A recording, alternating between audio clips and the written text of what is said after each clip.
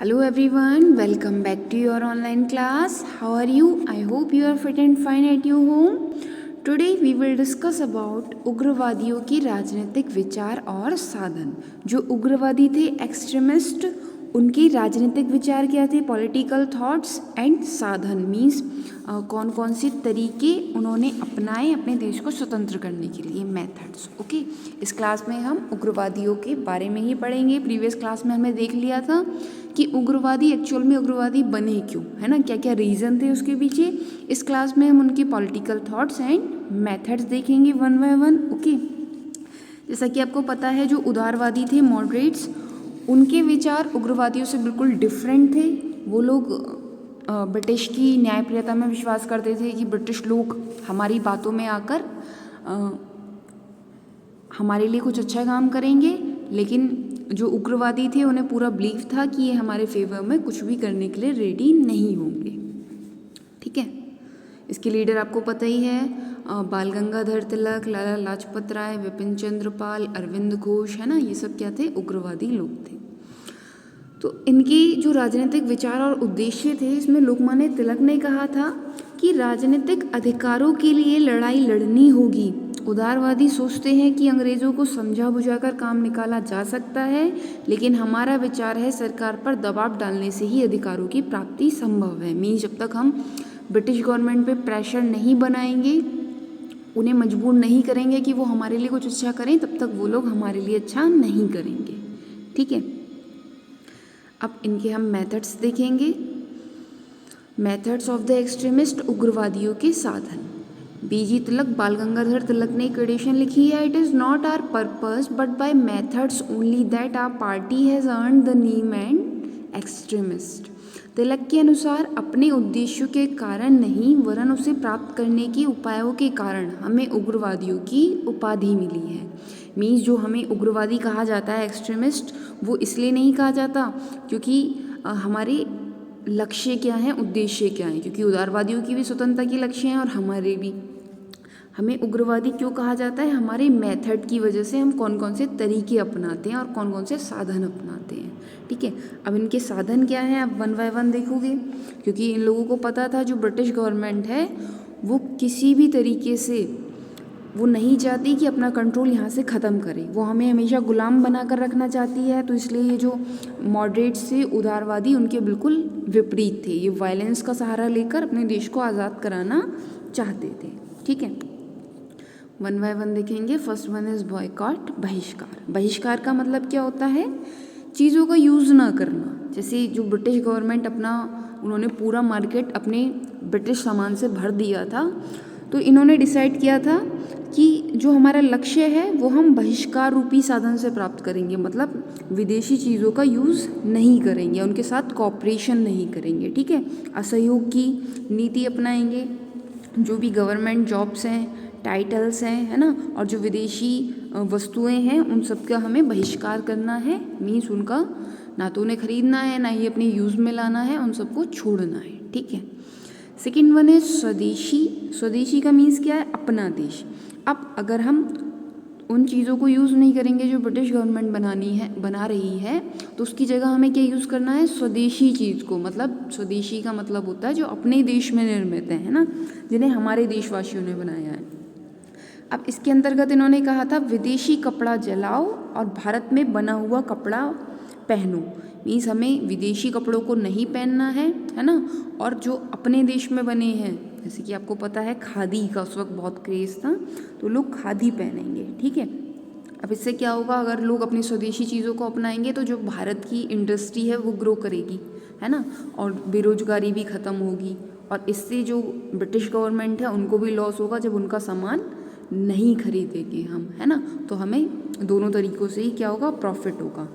इसमें तिलक ने कहा था जनता में आत्मनिर्भरता, स्वाभिमान और त्याग की भावना जागृत करने के लिए स्वदेशी आंदोलन को सफल बनाना आवश्यक है।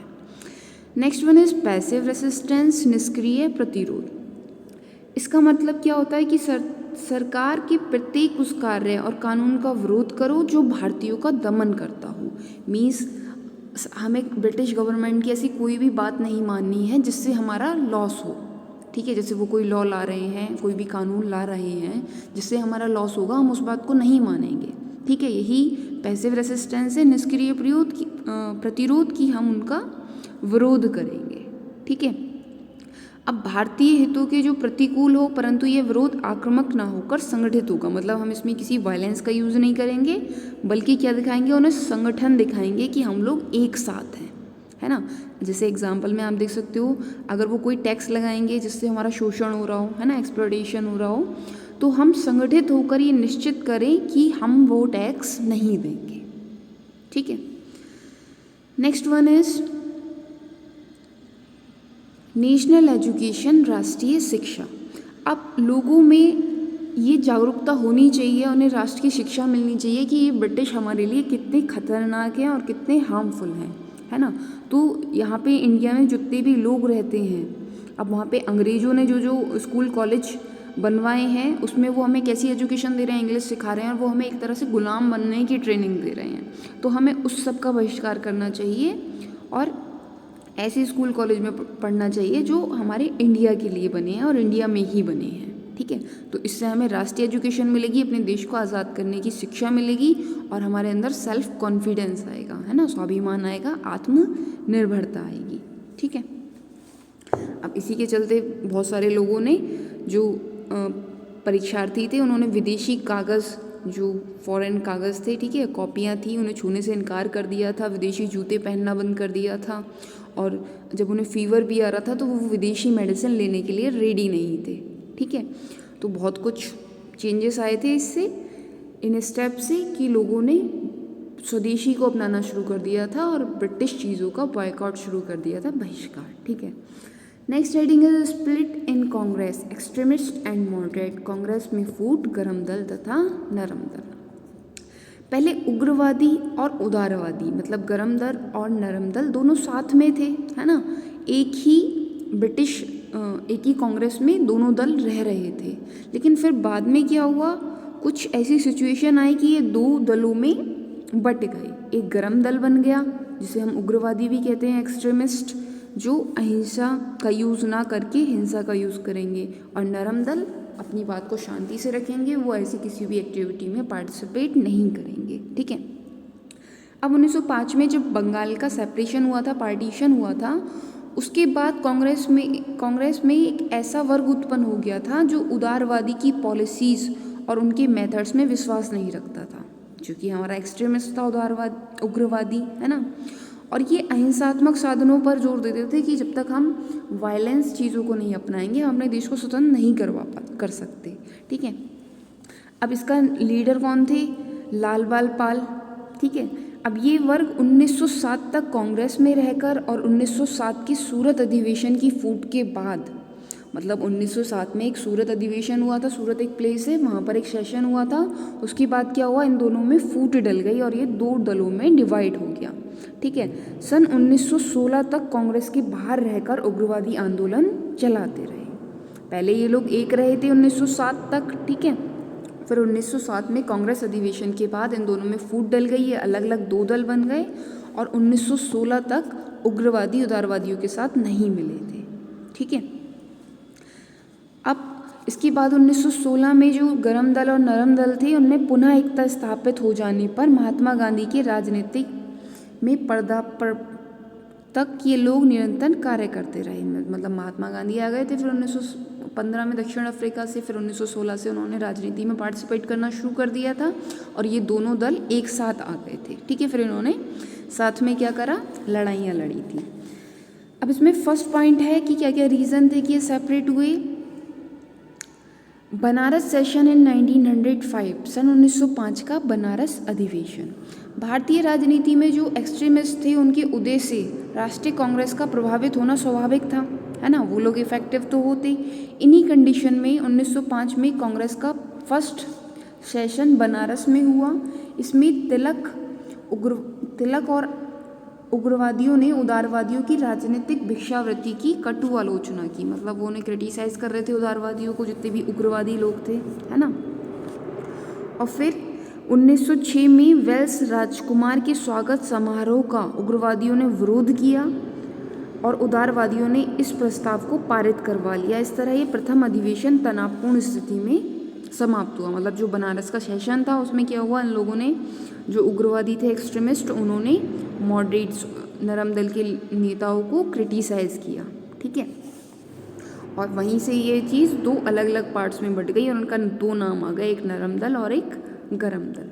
ठीक है, next one is Calcutta session of Congress in 1906 Calcutta session हुआ था 1906 में, एक साल बाद। उसमें क्या हुआ, इसमें कांग्रेस अधिवेशन में अध्यक्ष पद को लेकर दोनों पार्टीज में आर्ग्यूमेंट शुरू हो गए, डिबेट शुरू हो गई। कौन कौन सी, नरम दल और गरम दल में। ठीक है, उग्रवादी तिलक को अध्यक्ष बनाना चाहते थे और जो उदारवादी थे वो दादाभाई नौरोजी को अध्यक्ष बनाना चाहते थे। ठीक है, उन्हें ब्रिटेन से बुलाया था अध्यक्ष बनाने के लिए, फिर उन्हें दोनों का समर्थन मिल गया और फिर दादाभाई नौरोजी को कलकत्ता का अध्यक्ष बना दिया गया। ठीक है, इसमें कांग्रेस ने कुछ कार्यक्रम स्वीकार करे, जैसे ब्रिटिश साम्राज्य के भीतर स्वराज्य, कि हमें जो अपना राज्य चाहिए वो कैसे चाहिए, ब्रिटिश साम्राज्य के अंदर, मतलब ब्रिटिश का भी हम पर कंट्रोल रहेगा। विदेशी वस्तुओं का बहिष्कार, कि हम विदेशी वस्तुओं को यूज़ नहीं करेंगे और स्वदेशी वस्तुओं को प्रचार में लाएंगे।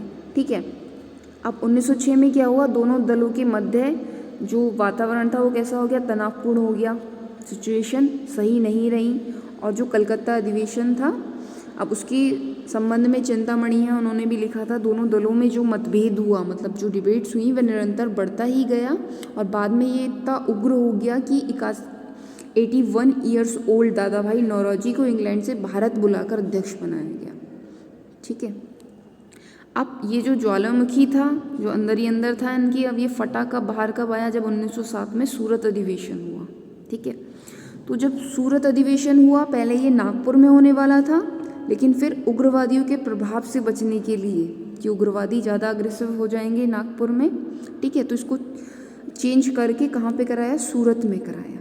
ठीक है, अब उदारवादियों की असफलता के कारण उग्रवादी कांग्रेस की बागडोर को अपने हाथ में लेना चाहते थे। वो कह रहे थे कि जो उग्रवादी हैं उन्हें खुद शासन चलाना है, क्योंकि उदारवादियों की पॉलिसी से कुछ भी रिजल्ट नहीं मिल रहा है। ठीक है, इसलिए उन्होंने अध्यक्ष में लाला लाजपत राय का नाम प्रस्तुत किया उग्रवादियों ने। ठीक है, लेकिन जो उदारवादी थे वो कह रहे थे रास बिहारी घोष को अध्यक्ष बनाओ। फिर क्या हुआ, उस समय कांग्रेस में उनका बहुमत था और रास बिहारी घोष को ही अध्यक्ष बना दिया गया। फिर इतनी ज़्यादा सिचुएशन खराब हो गई, फिर कार्यवाही को भंग कर दिया गया। लेकिन और जो अधिवेशन है उसके दूसरे दिन पुलिस की उपस्थिति में सभा आरंभ हुई, मतलब जो मीटिंग हुई थी वो सेकेंड डे पुलिस की कंट्रोल में हुई और उसके तुरंत बाद ही भगदड़ मच गई। फिर ऐसी सिचुएशन आई कि इसके बाद इन दोनों का सेपरेशन हो गया, दोनों अलग अलग हो गए। ठीक है, इस बारे में श्रीमती एनी बेसेंट ने कहा है, सूरत की फूट कांग्रेस के इतिहास की सबसे दुखमय घटना है। ठीक है, इसके बाद ये दोनों अलग हो गए 1907 के बाद, नरम दल और गरम दल, और फिर ये कब एक हुए, 1916 में, गांधी युग में। ठीक है, next, different parts of the extremist movement in the different parts of the country and it's suppression. देश के विभिन्न भागों में उग्रवादी आंदोलन और उसका दमन। अब जो बहुत सारे डिफरेंट पार्ट्स थे उसमें उग्रवादी आंदोलन होने लगा। ठीक है, जैसे 1905 में लॉर्ड कर्जन ने बंगाल का पार्टीशन किया था, उसके विरोध में क्या हुआ था, स्वदेशी और बहिष्कार की पॉलिसीज़ अपनाई गई थी। रविन्द्रनाथ टैगोर ने स्वदेशी गीत गाए, है ना, जनता की क्रोध और जो उनकी प्रॉब्लम थी उसके बारे में बताया, वंदे मातरम गीत आया। तो बहुत सारी ऐसी चीज़ें हुई जिसके बाद क्या हुआ, जो उग्रवादी आंदोलन था वो सब जगह फैल गया, पूरे इंडिया में सब लोग इस बात पर अड़ गए कि अब तो हमें स्वतंत्रता चाहिए ही चाहिए। ठीक है, तो ये तो आपका पूरा उग्रवादी का सेशन, किस तरीके से ये दल बना, क्या क्या रीज़न थे और उसके बाद क्या क्या क्यों इनमें पार्टीशन हुआ और कैसे ये एक हुए। ठीक है, thank you for watching this class.